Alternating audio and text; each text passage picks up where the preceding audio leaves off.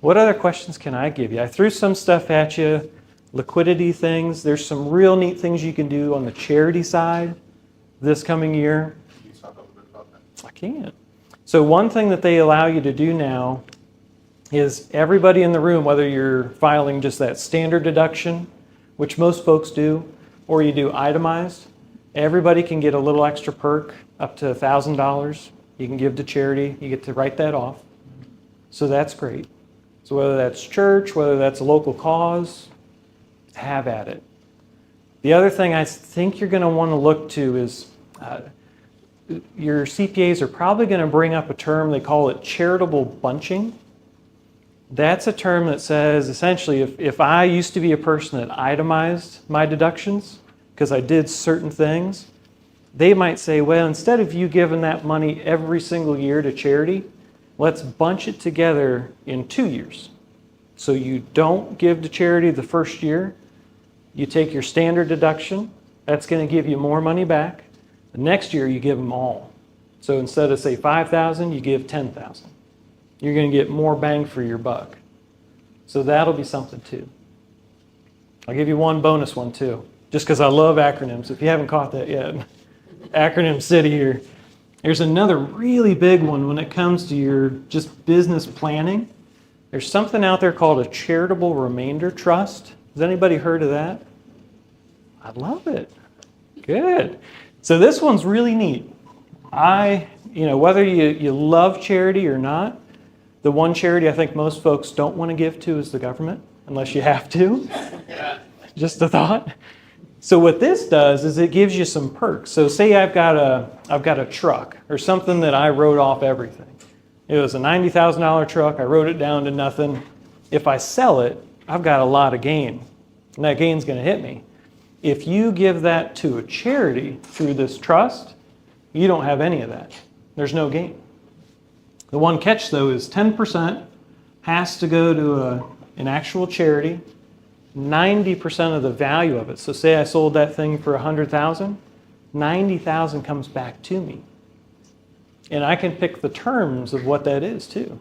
So if I wanted over 10 years, that payment back, great. If I wanted over 15, 20, if I wanted over my lifetime, I can do that too.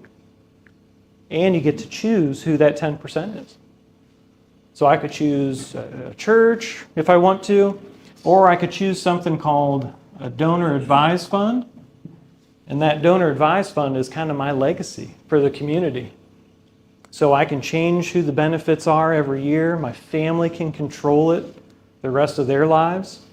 A lot of good flexibility, but that's one strategy. If you're dealing with something you're selling, if you're selling your business, have the charity sell your business. You're getting 90% of the value back, but you're not getting any of the tax. So what are the restraints on that? Can you sell something big every single year? Sure. You got it. Folks just don't know. Yeah. Yeah. One thing I'm trying to wrap my head around, so you have the charity and then you have the word trust in there also, which is another thing. Yep. That is tied to the organization. So it is when you sell it, you've actually given that asset to the charitable trust. Okay.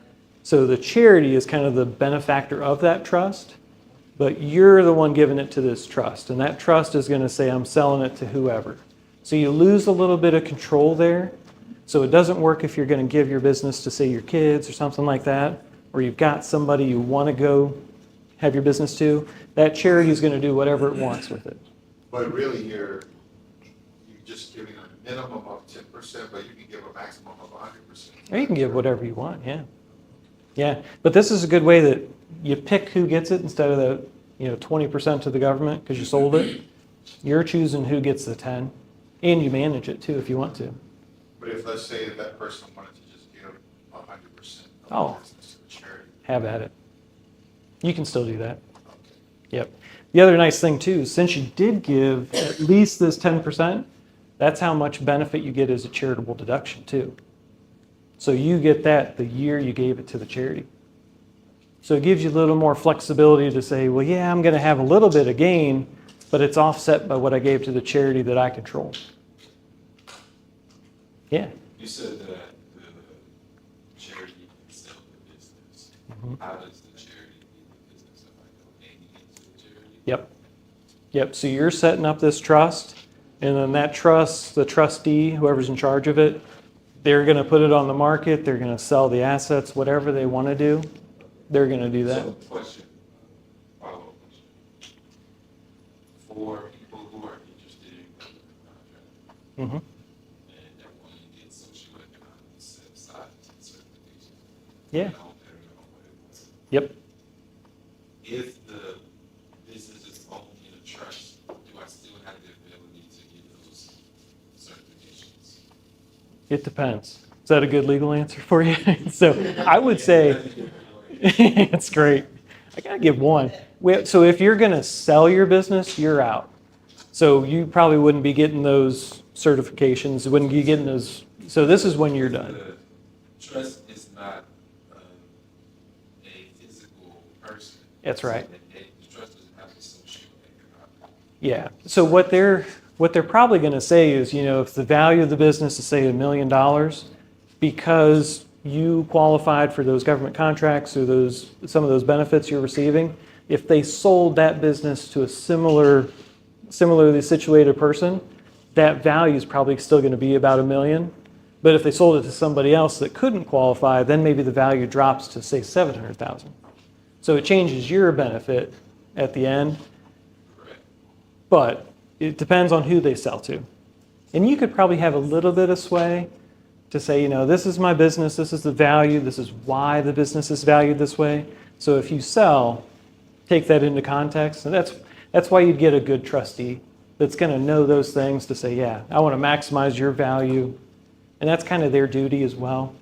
They've got a fiduciary duty to do that.